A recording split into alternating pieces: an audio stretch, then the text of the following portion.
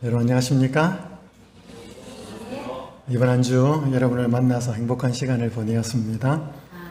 우리 담임 목사님을 비롯해서 사모님 또 우리 장로님 지사님들께서 따뜻하게 환대를 잘 해주셔서 감사를 드립니다. 이번에 또 새롭게 처음으로 뵙게 된 분들 또 우리 예수님을 좀 알아가는 시간을 가지셨기 때문에 그 발걸음이 계속 좀 이어지면 좋겠습니다. 우리 특별한 찬양을 인해서 감사합니다. 어떻게 보면 제가 설교한 모든 내용의 결론을 찬양으로 해주셨습니다. 제 설교 오늘 끝에 저 가사를 다시 한번 좀 보여드리도록 하겠습니다. 사람이 불행을 느끼는 이유 중에 하나가 속박이 되어 있으면 불행을 느낍니다. 자유를 경험할 때 사람들은 행복하게 됩니다. 또한 불행과 행복의 이유를 좀 살펴보겠습니다. 제가 미국 유학 중에 뉴욕에 있는 한 교회에 집회를 간 적이 있었습니다. 안식일 아침에 한 장로님 댁에서 식사를 하고 집 앞에 먼저 나왔습니다. 장로님 내외가 준비를 하고 교회 갈 시간들을 좀 이렇게 가질 동안에 제가 바깥에 나와서 동네를 보고 있는데 그 동네에 유대인들이 많이 보였습니다. 안식일이었기 때문에 유대인들 정통 복장을 하고 교회 회당으로 걸어가고 있는 모습들이 종종 보였습니다. 그 집 앞에 큰 도로가 있었고 도로 저 맞은편에 또 큰 집이 있었는데 그 집에서 한 젊은이가 나왔습니다. 나와서 도로를 건너서 제 쪽으로 오고 있었습니다. 저한테 뭔가 좀 볼 일이 있는 것 같았습니다. 예상대로 저한테 와서 자기 집에 좀 가서 뭘 좀 도와줄 수 있느냐고 물었습니다. 제가 좀 짐작을 하고 그렇게 하겠다고 자기 집에 따라 들어갔습니다. 문을 열고 들어가는데 아버지가 등치가 굉장히 컸습니다. 머리에도 뭘 쓰고 이렇게 긴 유대인 복장을 하고 손에 큰 토라를 들고 큰 소리로 충글충글이면서 읽고 있었습니다. 안식일이었기 때문에 좀 그랬습니다. 이제 저를 데리고 부엌으로 갔습니다. 부엌에는 어머니가 앞치마를 두르고 뭘 하고 있었는데 저를 부르더니 거기 가서 가스레인지에 불을 꺼달라는 것이었습니다. 그 사람들은 그 안식일에 끄면 안 되거든요. 그 유대인 전통에 39가지의 안식일에 해서는 안 될 조항이 있습니다. 그 중에 하나가 불 끄기라는 것입니다. 불 켜기도 안 됩니다. 그래서 불을 꺼줬습니다. 그러고 났더니 그 젊은이가 저보고 자기 방에도 좀 가자 그래. 따라갔습니다. 그때가 여름이었는데 스탠드 에어컨, 세워진 에어컨이 이렇게 돌아가고 있었습니다. 이 에어컨도 좀 꺼달라는 것이었습니다. 그래서 제가 이렇게 또 눌러서 꺼줬습니다. 굉장히 큰 일을 한 거거든요. 그 사람들은 안 하는 거였기 때문에. 그래서 제가 그 두 버튼을 끄고 이제 나오면서 제가 그 젊은 친구에게 나는 제7일 안식일 예수 재림교회 목사다라고 소개를 했습니다. 그랬더니 대꾸도 없어요. 반응도 없고. 제가 그 집에서 그들이 할 수 없는 엄청난 그 버튼을 2개나 눌러줬는데 그리고 저를 소개를 했는데 그러냐고, 당신이 목사냐고, 또 안식일을 지키는 목사냐고 반응이라도 해야 되는데 반응이 없어요. 제가 그날 저는 제가 그 대학원 시절에 이스라엘에 이렇게 여행을 갈 기회가 있어가지고 가서 갈 때 저희를 안내했던 그 가이드 하신 분이 개신교회 분이었고 히브리 대학에서 공부를 하시는 분이었는데 저희들에게 계속 여행 중에 안내를 해주면서 했던 그 말이 자기가 유대인 마을에 살았다는 것이었습니다. 그래서 유대인 마을에 살았으면 종종 안식일 아침에 쫓아온대요. 아이들 좀 보내달라고. 그럼 아이가 가면 불도 꺼주고 켜주고 그러면 뭐 선물도 막 주고 그런 이야기를 들었거든요. 또 제가 책에서도 읽었고. 근데 그날 제가 막상 경험을 해보니까 굉장히 기분이 이상했습니다. 유대인들은 지금 안식일을 이렇게 지키고 있구나. 지금 그렇게 지켜. 그들은 안식일에 뭘 하면 안 되고 어떻게 하면 안 되고. 여러분 예수님이 이 땅에 오셨을 때의 유대인들의 모습하고 2000년이 지난 유대인들의 모습하고 전혀 바뀌지 않았습니다. 똑같아요. 왜 그들이 그렇게 살고 있을까? 그들의 모습은 우리에게 뭘 알려주고 있을까요? 성경 요한복음 8장 31절에서 36절의 말씀을 제가 좀 읽겠습니다. 그러므로 예수께서 자기를 믿은 유대인들에게 이르시되 너희가 내 말에 거하면 참으로 내 제자가 되고, 우리 노란 부분 함께 읽어봅시다. 진리를 알지니 진리가 너희를 자유롭게 하리라. 그들이 대답하되 우리가 아브라함의 자손이라 남의 종이 된 적이 없거늘 어찌하여 우리가 자유롭게 되리라 하느냐.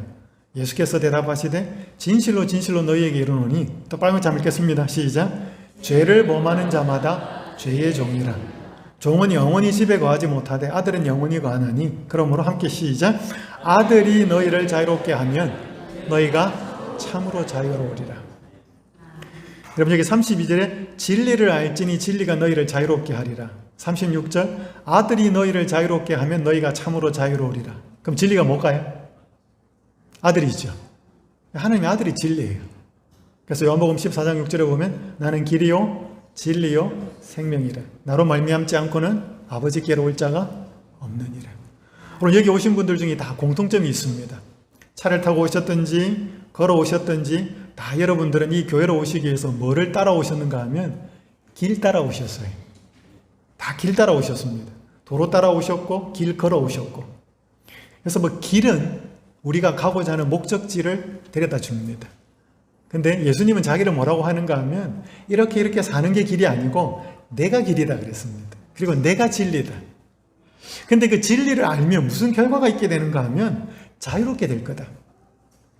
여러분, 그 유대인들은 안식일이라고 하는 성경 진리를 알고 있는데 왜 안식일에 누구 이방인들의 도움을 빌어야만 그들이 불도 켜고 불도 끌까요? 그들에게 안식일은 도대체 뭐냐는 거죠. 그들에게 하나님을 믿는다는 건 도대체 뭐냐 하는 거죠. 근데 이게 보니까 그들이 굉장히 자부심을 가지고 했던 말이 뭐냐면 우리는 아브라함의 뭐다? 자손이다. 굉장히 이건 자부심 있는 프라이드 있는 말이었습니다. 여러분, 이 말씀은 어제 제가 드린 말씀에 이어지는 내용이에요. 어제 예수님이 현장에서 가늠하다가 잡힌 여자 이야기했죠. 그때 예수님이 두 가지 모습으로 나타났다 그랬습니다. 자기를 의로워하고 죄인 아닌 척하는 사람들에게는 그들의 은밀한 죄를 알고 있고 그것들을 심판할 날이 있겠다라고 하는 심판의 하나님, 공의의 하나님으로 나타나셨고, 자기가 죄를 지어서 이제 돌에 맞아 죽어야 되는 상황에 있는 그 두려워하고 떨고 있던 여인에게는 나도 너를 정죄하지 않는다, 자비와 용서의 하나님으로 나타났죠. 그 말을 한 그 사건이 일어난 다음에 또 논쟁이 붙었습니다. 여러분, 제가 이번 주에 여러분들과 계속 나눈 말씀은 요한복음이었습니다. 왜냐하면 요한복음은 성경 66권 중에 제일 마지막에 쓰여진 책이에요. 가장 늦게 쓰여진 복음서인데 가장 늦게 기록된 성경책인데 거기에 가장 하나님의 모습, 또 하나님의 아들 예수 그리스도의 모습이 잘 나타나 있기 때문에 그렇습니다. 자, 그들이 죄의 종이면서 아브라함의 자손이라고 하는 그 혈통이라고 하는 것이 그들에게 있어서 굉장히 자부심을 갖고 있었습니다. 자, 아브라함이 하나님께서 왜 부르셨는지 여기 갈라디아서 3장 8절에 이렇게 기록합니다. 한번 읽어볼까요? 또 하나님이 시작. 또 하나님이 이방을 믿음으로 말미암아 의로 정하실 것을 성경이 미리 알고 먼저 아브라함에게 복음을 전하되 모든 이방인이 너로 말미암아 복을 받으리라 하였느니라. 여러분, 여기에 제가 빨간 글자 단어를 넣어놨습니다. 이게 무슨 단어예요? 먼저. 제가 여기 계신 분 중에 오늘 집사님이나 우리 손님 여러분에게 제가 먼저 이 말씀 드리는 겁니다. 제가 그 말을 했다 그러면 그 말을 한 다음에 나중에 누구한테도 다른 분한테도 말하겠다는 거죠. 그게 먼저라는 뜻이에요. 그러니까 하나님이 아브라함을 왜 불렀냐면 아브라함을 통해서 이스라엘 백성이 생겨나거든요. 유대인이 생겨나는 거기 때문에 여기 보시면 하나님이 이방을 믿음으로 말미암아 의로 정하실 것을 알고, 다른 말로 하면 구원하실 것을 알고, 그러니까 하나님이 이방을 구원하려고 먼저 아브라함에게 복음을 전했다는 것입니다. 이방인들에게 하나님을 알리고 예수님을 알리기 위해서 먼저 이스라엘과 유대인들에게 복음을 전했다는 것입니다. 그래서 이런 말이 있습니다. 한번 읽어보실까요? 인간을 위한 시작. 인간을 위한 하나님의 구원에 차별은 없지만 순서는 있습니다. 순서는 첫 번째가 누구냐면 유대인이에요. 아브라함의 후손이에요. 근데 그들만 구원한 게 아니고, 여러분 차별받는 거 싫어하죠? 참 차별받는 거 좋아하는 사람 아무도 없습니다. 저는 아들이 둘인데 아들이 어릴 때 이렇게 설이나 세배를 하거나 또 용돈을 주면 5살 터울입니다. 그러니까 형은 좀 더 많이 주고 동생은 조금 적게 줬어요. 그럼 제 둘째는 이해를 못 하는 거예요. 왜 형은 많이 주고 나는 적게 주지? 그럼 제가 설명을 합니다. 형은 학년도 높고 친구도 많고 또 쓸 일도 많고 그러면 자기도 쓸 일이 많대요. 자기도 똑같이 달라는 거예요. 여러분, 차별은 사람들 좋아하지 않습니다. 근데 하나님이 마치 성경을 읽어보면 차별하는 것처럼 보여요. 유대인들은 굉장히 뭔가 이렇게 특혜를 베푸는 것 같고 이방인들은 그런 거 아는 것처럼 보이는데 그건 아니에요.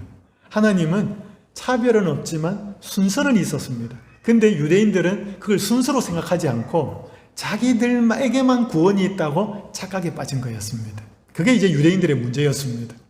그래서 여러분, 유대인들이 좋아하는 탈무드에 이런 말이 있습니다. 하나님 앞에서 단 한 명의 이스라엘 사람이 지금까지 존재한 모든 사람과 앞으로 존재할 모든 사람보다 더 귀하다. 굉장한 착각이죠. 그러니까 유대인들이 생각하기를 지금까지 살아온 모든 이 세상의 사람과 앞으로 살아갈 모든 사람보다 유대인 한 사람이 뭐예요? 더 귀하다.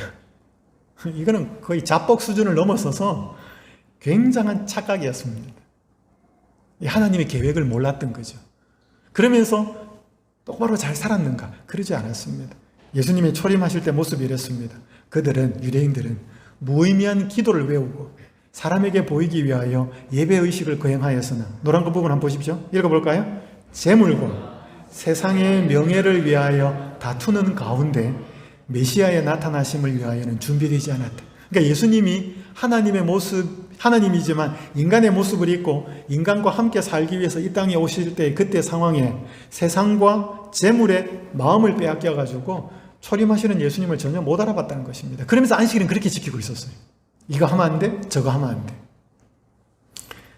그들의 모습은 죄의 종이 되어 있어서 진짜 자유가 없다라고 말씀하고 있는 것입니다. 그래서 진리이신 하나님의 아들만이 그들에게 자유를 줄 수 있다고 말씀하셨습니다. 여러분, 이건 지금도 우리한테 마찬가지예요. 여러분, 우리는요, 제가 첫날, 둘째 날 계속 말씀드렸다시피 우리가 하나님을 마음에 두기를 싫어하면 우리는 뭔가에 매입니다. 얽매이게 돼 있어요. 제가 한 시골의 조그만 교회 전도회를 갔습니다. 아침마다 이렇게 식사를 하러 오라고 한 가정이 있었는데 뭐 그렇게 잘 사는 가정은 아니었습니다. 근데 정성스럽게 이렇게 아침 식사를 준비해 주셨는데 그 남편분이 무슨 일을 하는지 좀 여쭤보았더니 고층 아파트, 고층 빌딩에 유리를 닫고 청소를 하는 일을 한대요. 근데 이분이 제가 참 힘든 일을 하십니다라고 했더니 위험하대요. 그러면서 자기가 일을 하는 데 있어서 제일 무서운 게 있는데 그게 뭐냐면 바람이라고 그러더라고요. 이런 줄을 묶어서 일을 하는데 이런 바람이 세게 불면 이게 왔다 갔다 한다는 거예요. 그러니까 위에 걸린 줄이 막 이렇게 왔다 갔다 움직이면 그 마찰이 생겨가지고 줄도 끊어지고 한대요. 그래서 자기가 일하는 동료가 떨어져서 죽는 것도 봤대요. 여러분, 이런 일을 하는 사람이 굉장히 위험한데 이런 일을 하는 사람이 그나마 안전하게 일을 할 수 있는 유일한 방법이 뭘까요? 이 줄 하나에 자기가 든든히 매일수록 더 자유롭죠. 여러분, 이 자유는 굉장히 아이러니합니다.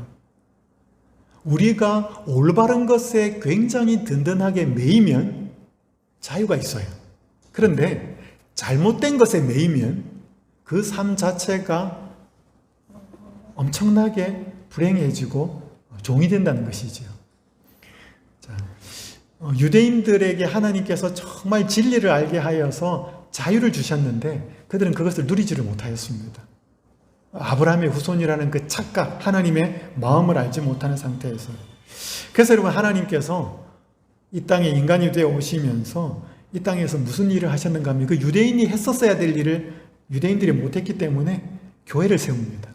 그 교회는 12제자를 부르면서 시작이 됩니다. 만약에 그 유대인 이스라엘 나라가 하나님을 이방 나라에 증거하는 일을 잘 하였더라면 베드로, 야고보, 요한 이런 사람들은 하나님께서 부르셨을 것입니다. 그래서 여러분, 교회가 12제자를 통해서 생겨나요. 그래서 여러분, 오늘 저는 여러분들에게 진리가 주는 자유와 함께 교회 이야기를 좀 할 겁니다. 자, 교회가 중요해요. 여기에 동마산 교회를 이전에도 오셨고 또 처음 오신 분도 계시는데 교회는 건물이 아닙니다. 여기 보시면 하나님의 교회, 이 교회라고 하는 부분이 노란 부분인데 빨간 글자를 보시면 성도라 부르심을 받은 자들, 그죠? 예수 그리스도의 이름을 부르는 모든 자들, 이렇게 돼 있죠. 자, 교회는 뭔가 하면 사람이에요. 교회가 뭐라고요? 사람이에요. 어떤 사람이냐면 불러냄을 받은 사람이에요. 자, 여러분 지금 여기에서 예배를 드리고 있는데 바깥에서 여러분 지인이 나와서 아무개야 나와라, 아무개 좀 나오십시오라고 해서 여러분이 이름을 듣고 바깥으로 나갔어요. 그러면 누가 불러서 간 사람들이죠. 그게 교회예요. 근데 그게 누가 불렀냐면 그 세상의 친구다 누가 부르는 게 아니고 하나님이 부른 거예요. 하나님이 불러서 아무개야 좀 나한테로 가까이 오겠니 하고 하나님의 부르심을 받아서 온 사람들, 그 사람들이 교회예요. 그러니까 여러분들이 여기 이번 주에 처음 오신 것처럼 보이지만, 지인이 초청하신 것처럼 보이지만 하나님이 초청한 거예요. 왜냐하면 하나님이 살아계시거든요. 그래서 하나님은 자꾸 사람들을 교회로 불러 모읍니다. 왜냐하면 이 교회를 통해서 진리를 드러내거든요. 유대인들을 통해서 진리를 드러내기를 원했고, 예수님의 제자들을 통해서 진리를 드러내기 원했고, 그 예수님의 제자들에 의해서 생긴 것이 교회이기 때문에 그렇습니다. 이렇게 한 말씀 읽어보겠습니다. 성령은 시작. 성령은 온 세상에 편만에 계셔서 어디서나 사람들의 마음을 감동시키고 계신다.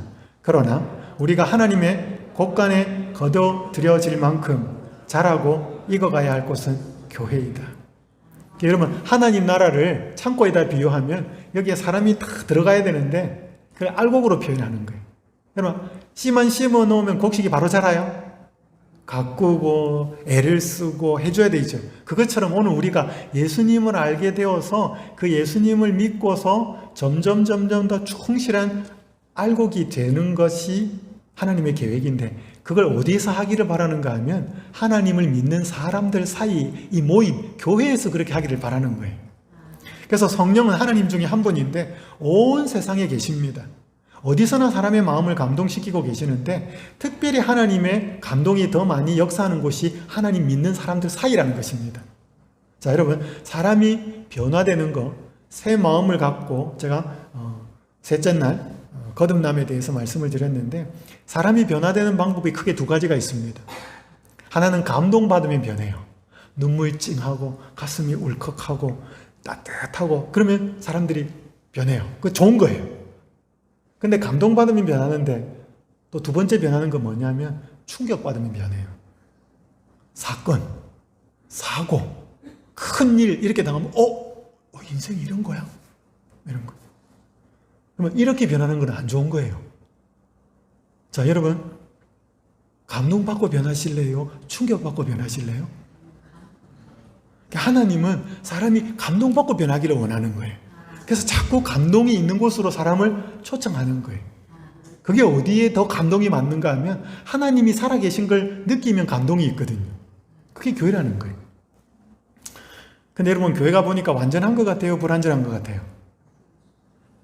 여기 노란 부분 한번 읽어볼까요? 비록 약하고 결함이 있어 보이나 교회는 하나님께서 특별한 의미에 있어서 당신의 최고의 관심을 쏟으시는 대상이다. 교회가 건물이 아니고 교회가 하나님을 부르는, 하나님의 이름 또 하나님으로부터 부름받은 사람들이 모인 사람들의 모임이기 때문에 완전하지 않아요.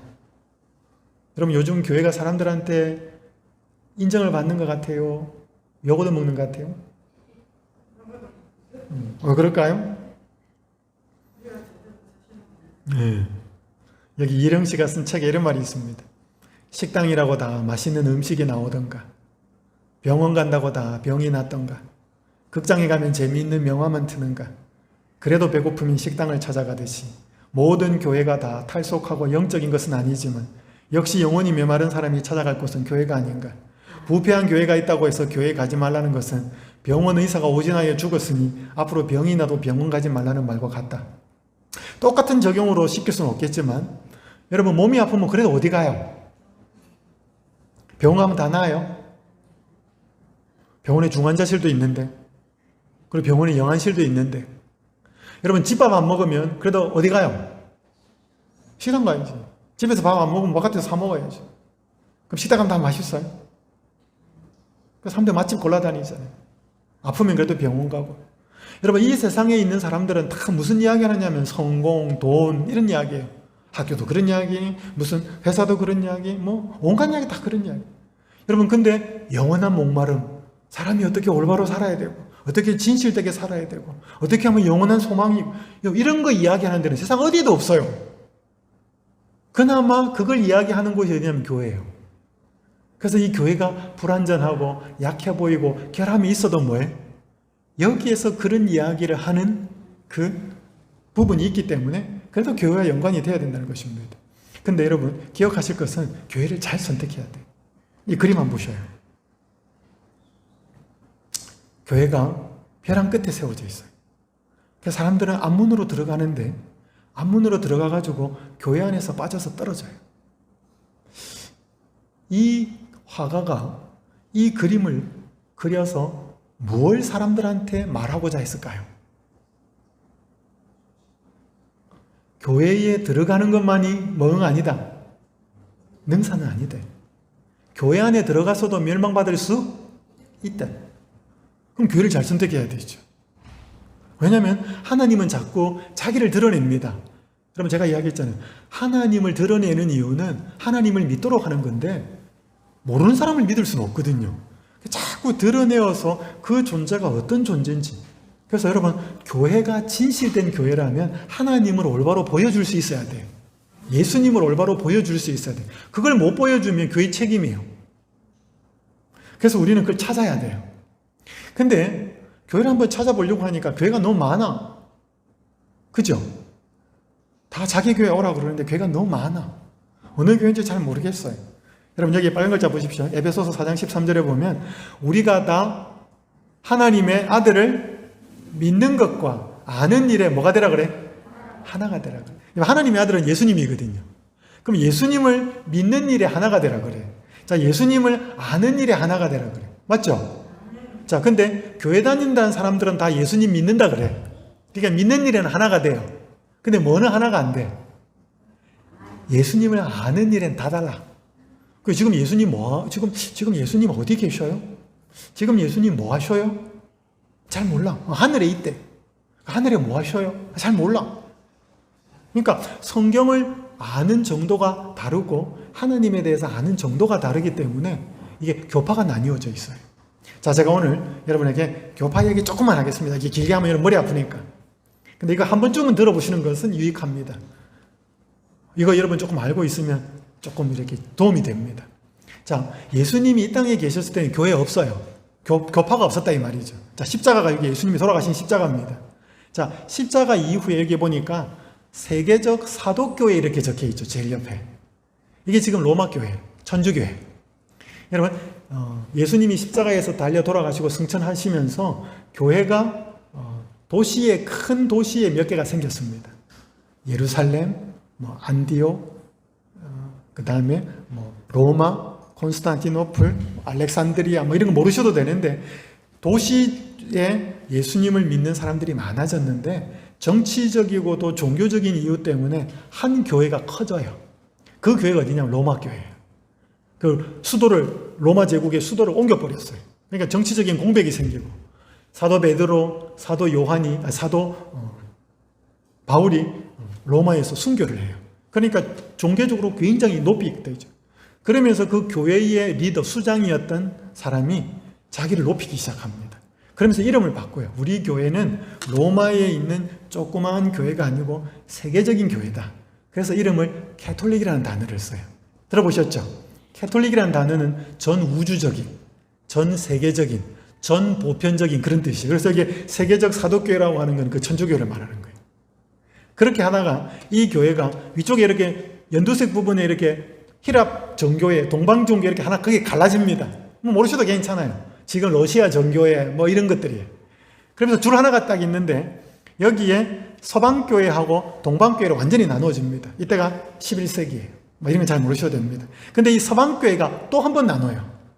또 한 번 나누는 게 1517년에 마르틴 루터에 의해서 종교개혁으로서 나눠집니다. 그러니까 이게 원래가 교회가 하나였다가 동방교회하고 서방교회가 나눠졌다가 이 서방교회가 또 쪼개지는 거예요. 왜냐하면 서방교회가 주류거든요. 이게 로마 천주교회인데 여기에서 성경에 가르쳐주신 진리가 이런데 그 교황이 오래 고난을 잡으면서 이 진리가 점점 가리워졌어요. 그래서 뭐 면죄부를 사야 천국을 간다느니, 그죠? 뭐 이런 교리들이 막 나오기 시작합니다. 그러면서 성경을 알고 있는 사람들이 목숨을 걸고 하나씩 진리를 찾아내요. 그래서 이것들이 다 밝혀졌지만 합쳐지지를 않았습니다. 그래서 여기 보니까 로마 가톨릭 교회는 그대로 주류예요. 그 밑에 영국 국교회, 루터교회, 개신교회 이렇게 쭉쭉쭉 나온 거예요. 그러니까 여러분 여기 지금 분홍색 부분이 적어도 개신교 들어보셨죠? 개신교라는 말은 프로테스탄트라는 뜻이에요. 프로테스탄트가 무슨 말이냐? 라틴어로 저항하다는 뜻이에요. 그러니까 어디에 저항했는가 하면 그 당시 교회 세력에 틀린 것이 있는데 당신들이 잘못했다고 저항을 한 거죠. 그래서 그들을 구교라고 그러고 신교라고 그러는 것을 여기서 나온 말이 개신교예요. 여기 개신교는 여러 교파가 또 있죠. 근데 루터는 루터교를 만들고 싶지 않았고 여기 개혁교회 장로교회는 스빙글리나 칼벤 같은 사람들을 통해서 만들어진 거예요. 그러니까 자기들이 여기 진리가 이렇게 해서 가리워졌던 것을 이렇게 하나하나씩 드러냈는데 이걸 추종하는 사람들이 교파 하나 만들고 여기도 하나 만들고 여기도 하나 만들고 여기도 하나 만들고 그러면서 교파가 굉장히 많이 나누어진 겁니다. 여기 여러분 제7안식일 예수여행교는 어디 있어요? 여기 있죠. 여기는 애드벤티스트라고 하는데 베프티스트, 침례교회들 쪽에서 나온 거예요. 근데 여러분 제일 밑에 보면 빗나간 개신교들 이렇게 있죠. 제일 밑에 부분에. 옆에 보면 여호와의 증인 있습니까? 그 다음에 몰몬교 있죠. 이 표가 어디에서 나온 거냐면 여러분 보면 세계 그리스도교 백과 1982년에 옥스퍼드 대학에서 나온 기독교 백과 사전에 나오는 거예요. 그러니까 여기가 이건 우리 교회에서 만든 것도 아니고 일반 백과 사전이에요. 그러니까 여기에 적어도 재림교회는 어디에 위치하고 있는지. 근데 지금 한국에 있는 우리 교회 목사님들이나 이런 분들이 분류를 하는데 보면 이 재림교회를 여호와 증인, 몰몬 이런 교회하고 같이 묶어놨어요. 그래서 저 교회 이상한 교회다. 근데 일반 교파의 기원에서 보면 이 교회는 아주 중요한 중앙에 있습니다. 자, 이 재림교회는 어떤 교회인가 하면 그 종교개혁으로 인해서 시작된 펼쳐진 교리들이 모아지지 않은 것을 특별한 운동에 의해서 모읍니다. 그래서 가톨릭 교회가 말하는 삼위일체, 여러분 신부님들 천주교 신자들이 이렇게 하잖아요. 성부, 성자, 성령 그 세 분 하나님의 그 교리가 맞거든요. 받아들이고 장로교회의 모든 사람들은 다 제사장이다. 왜냐하면 구약에는 제사장은 특별히 정해진 사람만 하나님 앞에 갈 수 있지 아무나 못 가거든요. 근데 예수님 믿는 모든 사람은 다 제사장이다. 그걸 장로교회에서 밝혀내지요. 받아들입니다. 감리교회의 중생, 성결, 거듭나는 거 굉장히 중요하다는 거죠.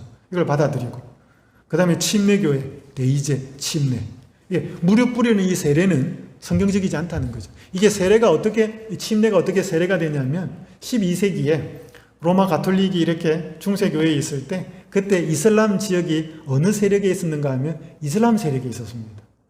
사라센 제국. 그러니까 저 예루살렘이 저렇게 이슬람 세력에 있어서는 안 되겠다. 저거를 뺏어오자. 그래서 군대를 모아요. 그 군대 이름이 십자군이에요. 예수님이 있는 군대를 모으는 거예요. 그러니까 어중이 떠중이 다 오는 거죠. 그 사람들이 하나님 안 믿는 사람들이니까 하나님 믿게 만들려니까 다 침례를 줘야 되거든. 그러니까 너무 많고 너무 번거로운 거예요. 일렬로 쭉 세워가지고 거룩한 물에 가서 뿌리기 시작한 거예요. 그때 침례가 약식으로 세례가 되는 거예요. 그러나 그 의미가 아니다. 침례 의미가 맞다라고 한 것을 밝혀낸 교회가 침례교회예요. 그걸 우리는 성경에서 맞기 때문에 받아들이는 거고요. 제7일 침례교회 안식일, 예배일이 안식일이라는 거예요. 그 다음에 구세군교회, 여러분 연말에 크리스마스 때 때문에 딸랑딸랑 하는 거 있잖아요. 이 교회는 군대예요. 구세군, Salvation Army라고 하는 군대 시스템으로 되어 있는데 그 구호봉사가 맞다는 거죠. 그러면 제세례파 혹은 제침례파라고 하는 이 교회는 천주교 교리 중에 무슨 교리가 있냐면 유아세례라는 것이 있습니다. 아담의 그 원죄라는 게 있거든요. 그러니까 모든 사람은 그 죄가 물려지는데 아이가 태어나서 유아세례를 받으면 원죄가 사라지고 그 이후에 짓는 죄는 고해성세를 하거나 신부님한테 성만찬 떡을 먹으면 죄가 사해진다는 거예요. 그게 천주교 교리예요.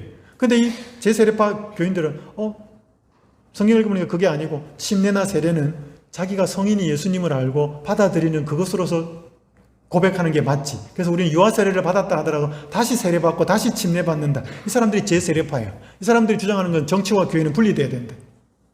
왜냐하면 천주교회가 교황은 정치 다 했거든. 모라비안 형제 세계 선교, 이것들을 다, 그러니까 성경에 밝혀진 진리들을 다 모은 교회가 어디냐? 제7일 안식일 예수 재림교회. 그래서 여기 제임스 기본스라고 하는 이 미국 추기경이 이 말을 했습니다. 한번 읽어보실까요? 재미있는 표현이 있습니다. 시작. 제7일 안식일 예수 재림교회의 교리를 보면 여러 교회의 교리를 다 한두 가지씩 따다가 잡채를 만들어 놓았다는 느낌을 준다. 그럼 잡채 아시죠? 진짜 잡채야. 잡채는 이것저것 다 넣어서 잡채예요. 그것처럼 우리 재림교회는 이 교회는 보니까 성경에서 맞다고 하는 이 교리들을 다 모아서 만든 교회예요. 그러니까 이 교회는 일반 교회하고 달라요. 자, 종교개혁은 시작이 되었는데 완성이 안 됐어요. 그 완성을 시킨 교회가 재림교회예요. 그러니까 여러분, 이 교회, 이게 좀 작아 보이지만 이 교회 굉장히 중요한 교회입니다. 여러분 보셔요.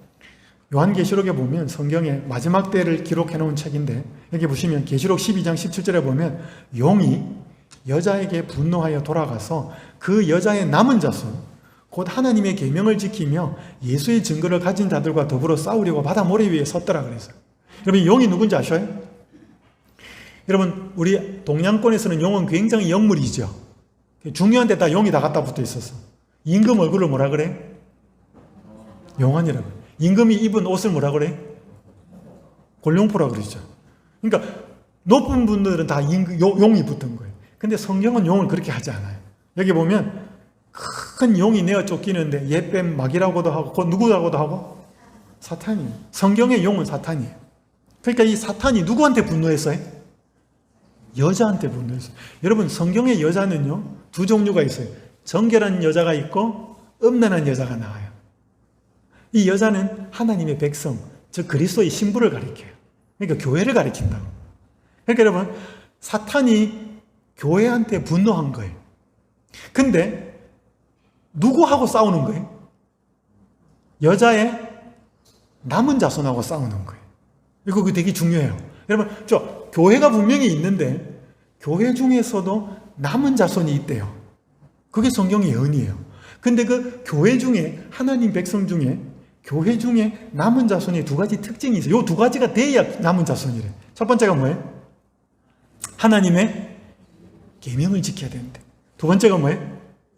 예수의 증거를 가져야 되는데. 여러분, 오늘 바깥에 일요일 우리 교회 가시는 분들한테 하나님의 계명을 지켜야 됩니다, 이렇게 말해봐요. 그럼 굉장히 이상하게 봅니다. 율법주의 같아요, 이렇게. 그럼 그거 아니에요. 성경은 율법을 폐하는 게 아니고 하나님의 은혜와 하나님의 능력으로 우리가 지킬 수 없는 계명을 순종하게 살도록 만드는 게 하나님의 뜻이지, 그 계명 자체를 없애는 것은 올바른 뜻이 아니에요. 여러분, 여기 지금 이 몇 명 안 모인 이 교회가 어디냐면 미국에 있는 메릴랜드 주에 있는 사랑의 침례교회예요. 이 사람들이 안식일날 예배드리기 위해서 모인 거예요. 한 글을 읽어드릴게요. 그 옆에 있는 우리 재림교회 목사님이 쓴 글이에요. 저는 매달 한 안식일 근처에 있는 침례교회로 설교하러 갑니다. 놀라운 일이 일어나고 있기 때문입니다. 성결교회 출신 한성호 목사님의 안식일 기별 신문 광고를 많은 분들이 이미 듣고 아실 것입니다. 이 광고를 보고서 워싱턴 지구 기독교 협회장이셨던 사랑의 침례교회의 이치원 목사님은 과연 그러한지 성경과 역사를 연구하셨습니다. 그러다가 토요일 안식일이야말로 참된 성서적 안식일이라는 사실을 알게 되시며 소스라치게 놀라셨습니다. 그동안 비성서적 안식일인 주일 예배를 드려왔음을 깨달으신 것입니다. 그 뒤로부터 사모님과 다른 몇 성도들에게 안식일 기별을 전했고, 이제는 안식일마다 따로 소그룹으로 모여 예배를 드립니다. 우리 메릴랜드 중앙재림교회는 이 감동적인 일을 격려하며 담임 목회자인 저를 기꺼이 파송하여 말씀 양육을 할 수 있도록 배려해 주셨습니다. 마지막 때가 가까웠고 주님께서 수확하실 준비가 되어가는 것 같습니다. 그러니까 여러분, 이 1월 교회 목사님이 안식일 진리를 받아들인 거예요. 자기 교인들한테 이야기한 거예요. 어떤 분들은 받아들이고 어떤 분들은 안 받아들인 거예요. 그래서 일요일날 자기가 목사니까 목회를 해야 되는데 안식일이 맞으니까 그걸 맞다고 인정하는 사람들한테 토요일날 모여서 또 예배를 드리는 거예요. 그걸 알고 재림교회가 뭐예요? 그 안식일에 한 달에 한 번씩 목사님을 보내가지고 설교하는 거예요. 이런 일이 일어나고 있다는 거예요. 왜냐하면 이게 성경적으로 맞으니까. 그래서 하나님의 계명을 다 지켜야 하고 지켜야 한다고 말을 하는 교회가 교회 중에서도 남은 자손이다, 이 말이에요. 근데 어떤 교회는 그렇게 하지 않는다는 거예요. 그럼 사탄은 누구하고 싸우려고 하는가 하면 그 교회 중에서 특별히 남은 자손하고 싸우려고 바다 모래 위에 서서 준비를 하고 있다는 것입니다. 여러분, 사탄이 싸우는 교회가 진짜 교회겠죠. 그죠? 사탄이 만약에 자기 적이 아니라고 판단한다면 싸우지 않을 거 아닙니까?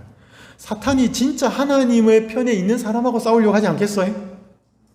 그게 첫 번째가 하나님의 계명을 지킨다는 거. 자, 그럼 두 번째는 예수의 증거라 그래요. 예수의 증거를 뭐라고 하냐면 예수의 증거는 예언의 영이다 그래요. 예수의 증거가 뭔지를 보려고 하니까 또 뭐 어려운 말이 있어. 자, 예수의 증거는, 이 예수의 증언이라는 말과 예수의 증거는 같은 단어예요. 원어들도 똑같아요. 근데 예수의 증거는 예언의 영이다 그래요. 성령을 가리키는 거예요. 즉 예언을 주시는 성령을 가리키고, 또 하나는 마지막 때까지 성취될 성경 예언을 알고 가르치는 교회가 여자의 남은 자손이라는 거예요. 여러분, 하나님이 성경에 다니엘서와 계시록 예언을 주셨는데 이 예언을 해석하는 게 각각 다 달라. 여러분, 한 번은 이스라엘 군사 전략가들이 두 개의 부대를 대상으로 행군 능력을 테스트했습니다. 한 부대원들에게는 행군에 대해서 아무것도 알려주지 않았습니다. 무조건 출발을 시켰어요. 가다가 불평불만이 되게 많았습니다. 중간에 낙오도 생기고. 근데 다른 부대, 신체적인 능력과 전투 능력이 비슷한 다른 부대원들을 그 다음에 똑같은 코스를 행군을 시킬 때 정보를 다 나눠줬습니다. 몇 박 며칠짜리 행군이다. 몇 킬로를 간다. 첫날에 몇 킬로 가고 쉬고, 둘째 날에 어디서 수경을 하고 다 가르쳐줬어요. 두 번째 부대는 불평불만하는 사람이 한 사람도 없었어요. 그리고 낙오되는 사람 한 사람도 없었습니다. 차이가 뭘까요? 행군은 힘든 거거든요. 힘든 여정을 가는데 정보를 알고 가는 사람하고 모르고 가는 사람하고, 여러분, 모르는 길 근장 운전하는 거하고 내비게이션 켜고 가는 거하고 어떻게 달라요? 내비게이션 켜고 가면 훨씬 안전하잖아요. 얼마쯤 남았다, 어디로 가야 된다, 그거 알고 가잖아요. 그 지도를 따라가는 거잖아요. 그게 예언과 같다는 거예요. 그래서 여러분, 성경 이사야서에 보면 이스라엘 백성들이 자꾸 우상을 섬기니까, 자꾸 우상을 섬기는 거에 대해서 하나님이 한 번은 선지자를 통해서 우상들 다 한번 불러 모아봐라. 그리고 이렇게 말합니다. 빨간 글자 22절에 보면 장차 당할 일을 우리에게 진술하라. 니네들이 진짜 신이라 그러면 앞으로 무슨 일이 일어날지를 알려줄 거다, 이 말이에요. 두 번째 보면 혹 앞으로 올 일을 듣게 하며 뒤에 올 일을 알게 하라. 그리하면 너희가 신들인 줄 우리가 알리라. 여러분, 진짜 신이라면요, 제가 첫날에 살펴본 것처럼 우리를 창조해서 존재케 하는 신이어야 신이에요. 그리고 그 존재가 죽고 망가졌을 때 다시 회복시키기 위해서 뭔가 일을 한 존재여야 하나님이에요. 세 번째, 앞으로 무슨 일이 미래에 일어날지를 알고 준비시켜서 안전하게 하는 신이 진짜 신이에요. 여러분, 그게 예언이에요. 그러니까 하나님의 백성들이 교회를 구성하고 있지만 이 예언을 다 알고 있는 게 아니라는 거예요. 특별히 교회 중에서 남은 무리가 하나님의 계명에 대해서 분명한 개념을 갖고 있고, 마지막 시대에 일어날, 여러분, 이 세상의 마지막에 일어날 가장 중요한 사건은 예수님 재림하는 거예요. 딴 게 아니고, 뭐 어떤 사람들은 야, 세상이 좋아질 거다, 어떤 사람들은 세상이 더 악해질 거다, 전쟁도 날 거고 식량도 부족할 거고 전염병도 생길 거고, 한편에 있는 사람들은 야, 과학도 발달하고 의학이 발달해가지고 훨씬 더 건강하고 오래 살 거다. 어떤 쪽에는 낙관론이고 어떤 쪽에는 비관론이. 그러면 성경은 이 낙관론, 비관론 다 이야기 안 해요. 성경의 마지막은 예수님이 재림하실 것이다. 이게 끝이에요. 그리고 그거를 사람들한테 알려줘서 잘 준비시키게 하는 교회가 진짜 교회 중에서 남은 자손이다, 이 말이에요. 여러분, 그런 교회를 선택하실 때 진리를 올바로 알게 되는 거죠. 여러분, 여기에 재밌는 책이 하나 있는데 이건 종교적인 책이 아니에요. 여러분, 우리 코로나 겪었잖아요. 이제 조금 풀렸지만 코로나 때 공장도 문 닫고 쇼핑센터도 문 닫고 그랬어요. 힘들었잖아요, 그죠? 근데 좋았던 것도 있어요. 왜냐하면 공해가 환경이 좀 깨끗해졌어. 공장 안 돌아가고 막 그렇게 안 하니까. 그러니까 이 사람들이요, 이거 좀 좋은 것도 있네. 그렇게 돌아보더니 야, 가끔씩 한 번씩 우리가 적정한 때에 쉬어주는 것도 괜찮겠어, 이렇게 나온 거예요. 여기 보니까 안식일은 휴정 같은 것이다. 이 안식일은 우리가 말하는 안식일이 아니고 일요일이에요. 이 코로나를 겪으면서 사람들이 뭔가 이렇게 세상 역사가 잠시 조금씩 멈춰졌던 걸 찾아본 거예요. 그랬더니 미국에 블루로라고 하는 법들이 있었대. 그게 뭐냐면 일요일 휴업령이에요. 그러니까 일요일에 다 공장이 문을 닫고 쇼핑이 문을 닫았던 역사들이 있는 거거든요. 그걸 살펴보더니 야, 우리도 앞으로도 세상이 잘 돌아가지만 이렇게 일을 한 번씩 이렇게 휴전같이 쉬어주면 좋겠다. 여기 보니까 모두가 일을 멈춰야 한대. 모두가 소비를 멈춰야 한대. 그렇게 하면 새로운 시간의 형태가 등장해서 세상을 새롭게 만들기 시작할 거다. 그러면서 앞으로도 뭐예요? 공장이 잘 돌아가고 쇼핑센터 잘 돌아가도 일주일에 한 번쯤은 안식일에 쉬자 이 말이에요. 그러면 새로운 세상이 벌어질 거다. 환경도 좋아지고 가족 간의 관계도 좋아지고 힘들고 어려운 사람들한테 봉사도 하고. 근데 여러분, 이게 일요일 휴업령을 이야기하는 거예요. 앞으로 아까 제가 교과 시간에도 말씀드렸다시피 마지막 시대에 하나님을 올바로 믿는다는 것은 뭐냐 이 말이에요. 그게 양당 간의 결정이 날 건데 이 안식일이 굉장히 중요한 이슈가 될 거예요. 이게 예언이에요, 여러분. 여러분, 이런 것들을 알고서 예수님을 드러내주는 교회가 있다는 거예요. 근데요, 여러분, 이 재림교회는 분명히 남은 자손의 교회가 될 수 있지만 성경 예언에 의하면 라오디게아 교회도 될 수 있어요. 라오디게아 교회는 마지막 시대의 교회예요. 마지막 시대에 자기 상태를 모르는 교회입니다. 여기 벌거벗었는데 부족한 게 없고 이런 교회. 여러분, 이 교회의 모습은 예수님이 마음 문 밖에 있어요. 오늘 안식일을 지키면서도 예수님이 없을 수 있고 건강기별을 준수하면서도 예수님이 없을 수 있어요. 그럼 라오디게아 교회가 되는 거예요. 그러니까 여러분, 재림교회는 남은 자손일 가능성이 굉장히 높은데 공부를 해보시면 이 교회에 누가 빠져버리면, 예수님이 빠져버리면 라오디게아 교회가 돼요. 그러면 죄의 종이 돼요. 여러분, 저는 이제 한 이야기만 드리고 오늘 마치겠습니다. 제가 미국에 있을 때 한 집회를 갔습니다. 그 집회를 갔는데 안식일인데 그 안식일 학교 때 한 어머니가 나와서 간증을 했습니다. 그 간증이 뭐냐면 자기 아들에 관한 이야기였습니다. 아들이 굉장히 똑똑했대요. 그래서 좋은 대학을 갔습니다. 이게 밴더빌트 대학이라고, 이 밴더빌트 대학은 남부 테네시에 있습니다. 이 대학은 별명이 하나 있어요. 이 학교의 별명이 뭐냐면 남부의 하버드라고 하는 별명이 있습니다. 하버드는 보스턴에 있거든요. 제일 좋은 대학이 세계에서. 그러니까 이 남부의 하버드라고 할 만큼 좋은 대학이니까 이 아들이 여기 들어갔어요. 그러니까 엄마의 프라이드가 굉장했던 거죠. 근데 이 아들이 안 좋은 소식이 들려요. 집을 떠나고 엄마와 떠나고 있으면서 막 살기 시작한 거예요. 나중에 가보니까 이 아들이 갈 때까지 간 거예요. 마약을 해가지고. 완전히 다 망가졌어. 그 아들을 데리고 정신과에 치료를 받으려고 하는데 검진을 다 해본 의사가 이런 말을 합니다. 이 아들은 회복이 안 됩니다. 뇌세포가 망가졌기 때문에 더 이상 재생 불가능입니다. 지금보다 더 나빠지면 나빠지지 지금보다 더 좋아질 일은 없습니다. 그 말을 들어요. 엄마가 모든 것이 다 무너집니다. 이 아들을 정신병원에다 입원을 시켜놓고 엄마가 집으로 와요. 먹어도 먹는 게 아니고 자도 자는 게 아니고 사도 살아도 사는 게 아니에요.